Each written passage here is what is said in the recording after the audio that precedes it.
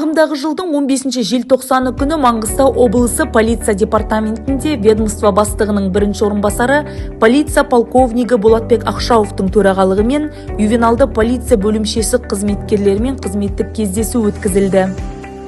Жиын барысында кәмелетке толмағандардың істері жөніндегі учаскелік полиция инспекторларының жұмыстары мен материалдық техникалық жабдықталу мәселесіне ерекше ден қойылды. Жасөспірімдер арасындағы құқық бұзушылықтар мен қылмыстың алдын алу бойынша ұсыныс пікірлер айтылып, бірқатар мәселелер талқыланды.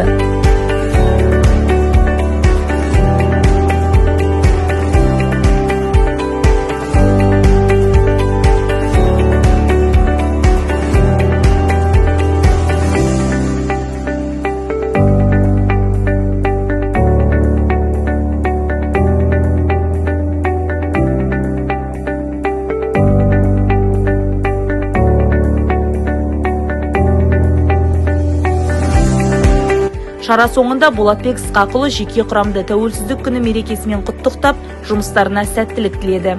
Сондай-ақ мереке қарсаңында қызметтерін мінсіз адал атқарған қызметкерлер марапатталды.